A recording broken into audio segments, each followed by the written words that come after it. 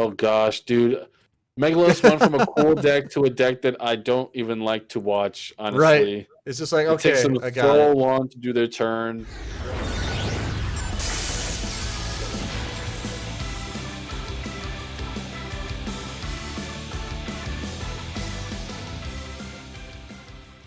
Hey everybody, what's up? Circus here, coming at you with this week's Rogue Deck Roundup, the one and only Rogue Deck Roundup.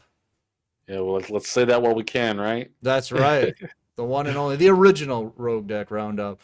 So, what we do here, like on the power rankings, is we watch decks as they compete in tournaments throughout the week, and then we see how they finish. We give them points based on how they finish, and then we rank them. So it's like the power rankings, but for Rogue decks. So That's right. yep. So if a deck gets a first place finish, they get 6 points. Second place finish, 4 points. Third place finish, 2 points. And a top 8 is a single point.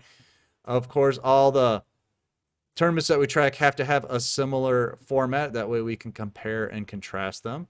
So they have to have rounds of Swiss into a top cut. They got to have a one deck format with a 7 card side, and you can side in a skill.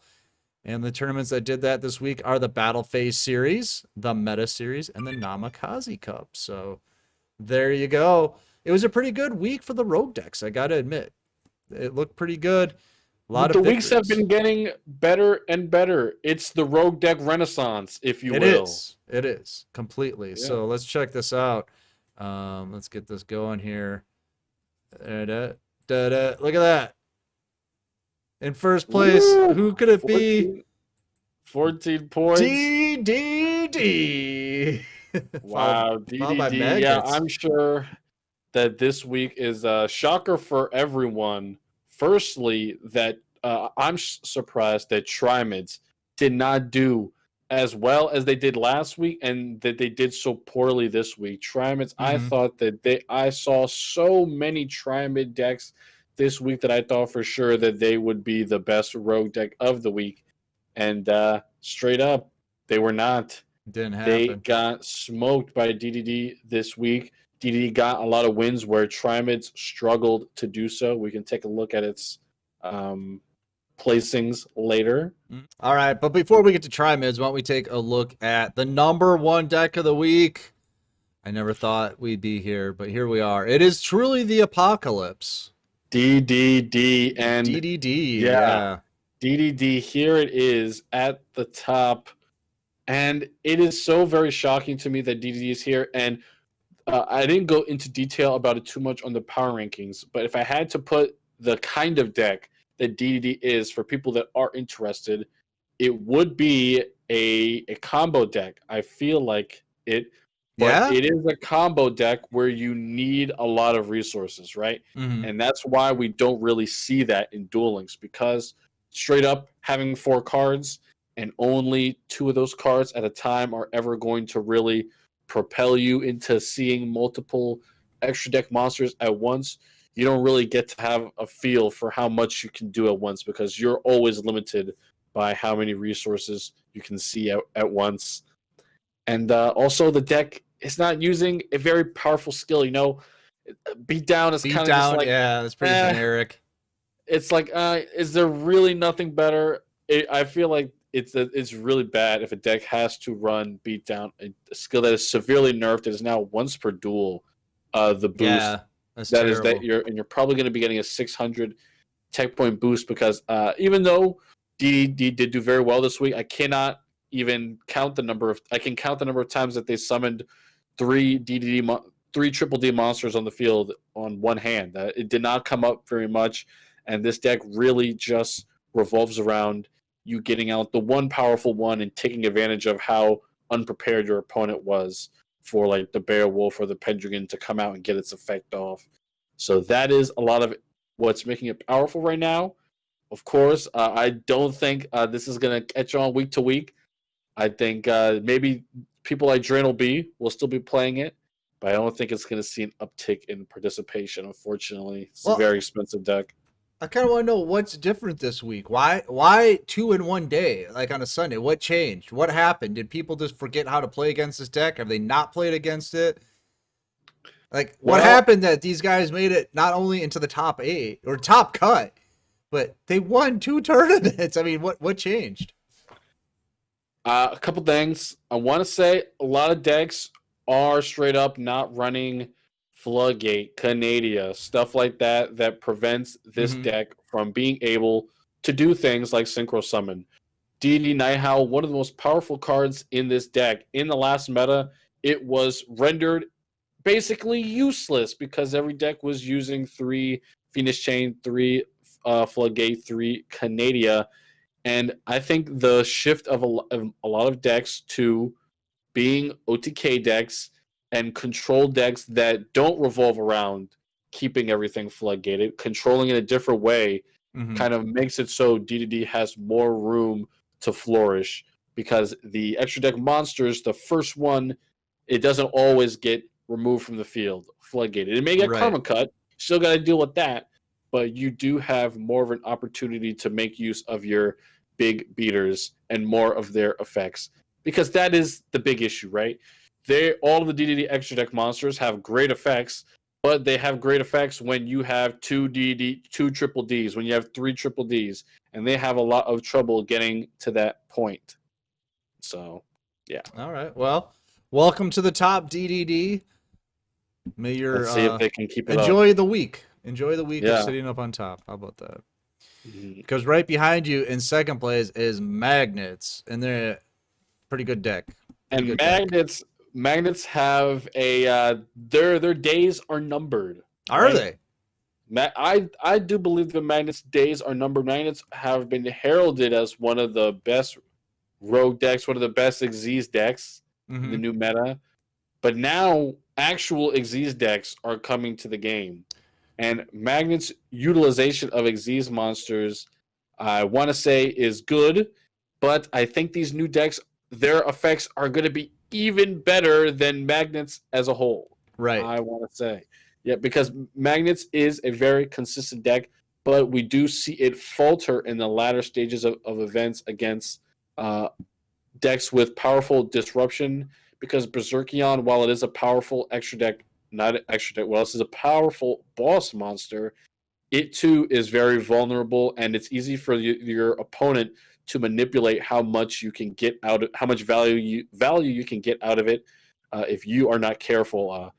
Just off the top of my head, if you get too greedy, I shouldn't say, or you press your advantage and you summon other monsters beside your Berserkion, your opponent can clearly interrupt you, removing your Berserkion, and you lose out on a lot of value that way. So you kind of want to play Magnets differently because your main selling point is going to be Berserkion now. Because other decks are going to start Xyz summoning better than you, and they're going to be able to summon better Xyz monsters than Magnus are and more efficiently. Mm-hmm. So I think they should start shying away from that and play more around Berserkion and Magnetic Field. There's a lot of good combos there. And they may even want to start playing monsters with higher stat lines, although they're going to have to be careful because we are getting some powerful disease monsters like Heliopolis in the new box that just straight up pop, don't target. It So almost that's sounds why like you're saying goodbye to a lot of these decks, Kamel, as we're talking about them. I feel like these rogue decks aren't going to survive the next box the way you're I talking. want to say, yeah, they're like makeshift decks that we were like playing because they're like what we have to deal with now that we just lost 2 very powerful decks. But a lot of the monsters that we're getting, they're going to once again be like gatekeepers for the Right. meta. And Magnets may be one of those decks that just lose a lot of representation because they simply cannot compete with Mm-hmm. the new Too stuff. slow. Yeah. The boss monsters don't have good enough effects. Easily Mhm. disrupted or something. So, all right. Well, I mean, still 2 tournament victories. Enjoy it while it lasts, guys. True, true. Yeah. Magnets did, with all the complaining I'm doing, Magnets did have a very good week still. Yeah, 2 tournament 13 victories. points. We can't complain. Yeah. All right, next one is the deck that everybody says is the best in the meta right now, but doesn't seem to be performing that way. Trimids. Everybody's talking about Trimids like it's a new thing. Have you seen Trimids? Trimids are great in this meta. Trimids are great in this meta. I mean, they're doing all right. They're doing all right. Yeah, Trimids definitely popped off last week. They were second place, right? Second place, something like that. Yeah, second, third, somewhere in there. Yeah, Yeah, they did and really well. only snagging 5 points. And I do want to say this is highly likely to the fact that people did figure out Trimids, a lot more people were Oh, probably so this is how you play against them. a lot more people were likely exposed to them, Yep. and the ways to interrupt Trimids in this meta, a lot of new decks simply have too many ways to do that. You remove just being able to bait out the monster effects, and the monster effects from Trimids allowing them to swap out their field spells, and baiting out Sphinx too. Oh man, seeing Trimid players lose Sphinx because they are forced to go into it after losing their Trimid monsters, and then it being hit by like a follow up Karma Cut or something, and then losing all of their monster resources. Right. It's just That is absolutely terrible. And it seems like the strategy is to just kind of like drag all of the stuff that Trimids need out of there, so they just don't have anything left to play with. right. That's it, because they're pulling out for their own Trimid Pulse. They need to keep their resources rotating from the field and the deck into the graveyard. And if you can disrupt that at any point, you will interrupt their gameplay loop and pretty much render them useless. They're Trimids, so slow, and yeah, yeah, if you like you said, if you disrupt them at any point, it takes them forever to rebuild. I mean, they can by swapping out the field spells and stuff. I know people are going to complain and say they can recover, but it's so much slower than other decks. They don't have like that one card combo, or a 2 card combo. Like I play this card, it searches this, it brings out that. You just don't have that with Triamids. right. And I'd say like Trimids is a deck where you oftentimes have to make a lot of compromises, right? Even with balance, I do not think Trimids utilizes balance as well as a lot of other decks. You can see yourself still with Trimids ending up on a pretty bad balanced hand, forcing yourself to throw away several field spells to summon Sphinx, or opening up on just a Hunter and Sphinx. The monster combinations that you can open up with running one boss monster and 3 level 4 or lowers does open you up to be very vulnerable in the early game, and that is Tremor's weakness, because a lot of other decks are very strong in the early game. They have those powerful turn one plays. Just Desperado, Machina Fortress, Misjudge. Trimids go second. Come on now, what are they going to do? Right. Invoke Neos. They get out some crazy Winda Brave Neos. They have follow up for days off of that field. What are Trimids going to do? Well, the other problem Trimids have is this is a 22 card deck, and like 19 of them are core cards. Yeah. They only have Yeah, like 3 spots for techs. Yeah, they do utilize their techs very well when they play them, but they straight up just do not see them. The only draw power this deck has is off of Trimid Cruiser, and it just does not come up enough for you to call it consistent draw power. Right. Unfortunately, you do dump cards from the deck with Dancer, and you are able to search a lot, but you are really betting that you see those cards in your opening hand from balance. Anything other than that is just you're just praying you top deck them. Right. Yeah, and that's not the best way to win. Yeah. Yeah, if you start with the Tretch, you're in a good spot. Right. Definitely. But you get that pulse, and it's like, oh, I got to work just even to activate this thing. Now I have to. My monsters have to live. My field spells have to live. They cannot be interrupted, and I'm just gonna have to wait a turn to use this Tremid Pulse and destroy one card. Well, you hope then that you start with the Hunter and another monster, Right. so you can get 2 out on the field and a field spell, so you can start swapping, get stuff in the grave quick. Okay, Pulse is live. I might survive. Jesus, it's terrible. Yeah. All right, we'll move on from Trimids. Next deck is one that I was playing with Herf a little bit ago. Fire Kings, it's not a bad deck, but it's not a great deck either. I want to say the Fire King Bonanza is over. Yeah. Fire King's definitely losing their surprise factor on the meta. It just, if you don't have a really good starting hand, it's hard to get the engine going on this deck.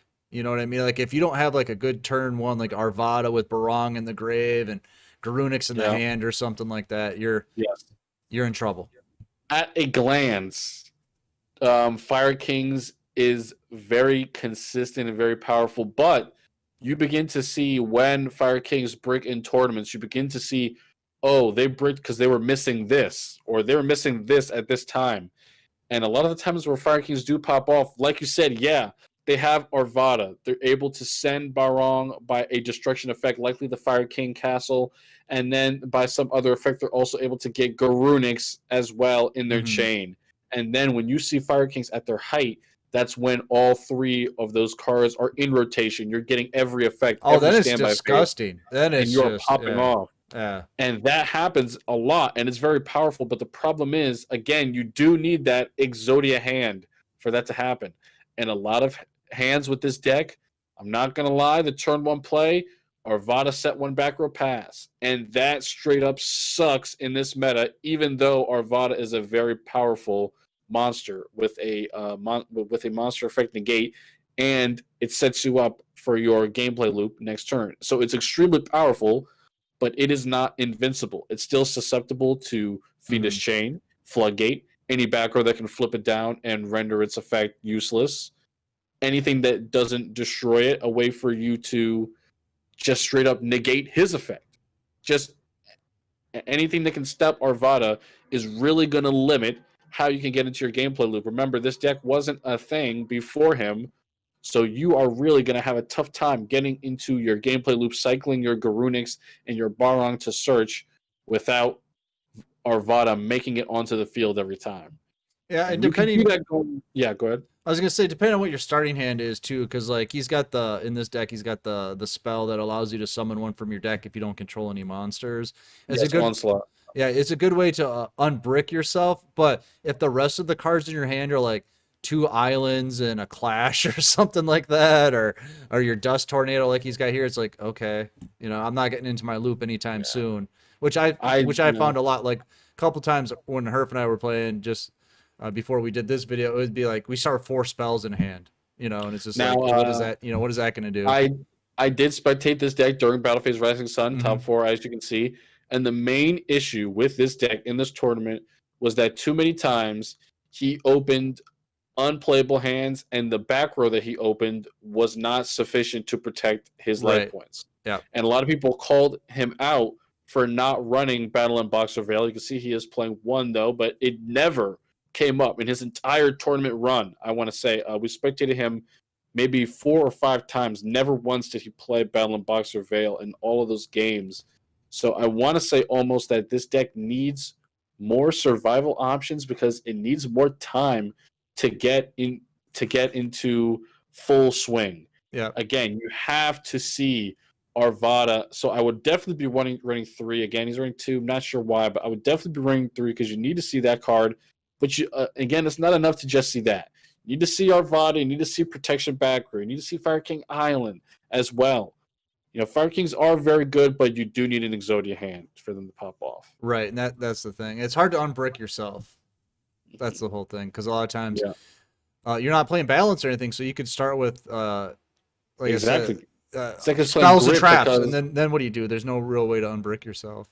Yeah, this deck is playing grip because it's so poor at surviving. Right. So, and a lot of times when you're searching, you got the Barong search or wherever you're getting other monsters, but then like sometimes you're just like, oh, I need Fire King Island. Without Fire King Island, I'm not going anywhere. Yeah, and then you search and it feels like you just like shuffle all the important stuff to the bottom of your deck and you're never seeing your Fiendish Chains. You're not seeing your World Legacy Clash or whatever your tech cards are. It's like, where are these things? Where's my Battling Boxer Veil? You never see it because it just keeps getting shuffled down and down and down into the deck. It gets shoved under your massive engine. Right. That's the sad part about it. Yeah, but it is a fun deck when it pops off. It's just like, hell yeah, this is a lot of fun because you're just ruining someone's day with it because they have a very hard time disrupting it. But facts. If you don't, it's almost like Metafist, right? It takes a little bit to get it going, and once it's going, it's like, oh man, this is just a pain in the ass to play against. But there's plenty of time to disrupt it or stop it from getting to that point. Yeah, definitely. All right, next deck. I don't even know. Do you even want to talk about it? Is it even relevant? Megaliths? Really? Oh gosh, dude. Megalos went from a cool deck to a deck that I don't even like to watch, honestly. Right. It's just like, okay, it takes them so long to do their turn. Right. And, Megalos are Megalos. They exist summon, but they're another deck that is going to get swept under the rug once actual Xyz decks get added to the game. They do all of this chain summoning to go into a generic rank 4 and then clear the field for their Phalig, which is a very, very powerful boss monster. But I just want to say that I don't think a deck like this can be too powerful, and it cannot compete with any of the actual Xyz strategies that we're going to get in a couple weeks. Yeah, it'll be So- interesting to see what becomes rogue at the time. Because do we take decks that were meta but have fallen off? You know? Nope. Oh, so Desperado cannot be a rogue deck. No Never. way, dude. No Never. way. That's it. It's lost it. Okay. You crossed the line. You crossed the line into meta. Maybe in like 2022, it could be a rogue deck. Well, we welcome Goki back. Goki was down here. It graduated. Now it's back. You know? Yeah, but Goki wasn't tier 1, dude. Right. Goki was tier 3. Like you can go. Look, we're gonna have to make rules and stuff because Right. it's gonna get out of hand. We're gonna have the rogue deck constitution. the bill of rogue decks. Okay. Real quick, overall representation this week. Magnets at the top there, Yep. Triamids, Weather Painters, Fire Kings. And then top 8 finishes DDD with 4. DDD. So yeah. Yeah, DDD definitely an anomaly this week. I want to say this is another magnet week, but it is a DDD week, so we'll say that. Yeah. It's All right, we'll take a look at the list here. But there you go. DDD in first place. So enjoy it, you guys. It's not going to last, and if it does, it'll be a hat video next week, and we will eat our hats. It'll be a hat video. Yeah, we will eat our hats if DDD gets it again. It'll be our first rogue deck hat video. If that happens. Yes. So they got to take first place. It can be by 1 point like it is right now, but if they take first place, we'll be wearing the hats. So, all right, we're going to get out of here, guys. I hope you like the rogue deck roundup, the only rogue deck roundup right here on DLE. That's all right. Make sure you get in our Discord because that's where we host all the tournaments. That's where we got the new player channel. Kamel hosts Battle Phase of the Rising Sun on Thursday mornings at 6 a.m. Eastern, so make sure to check that out. That's right. All right, we're going to get out of here. Peace out, says Kamel. I say goodbye. We'll see you next time.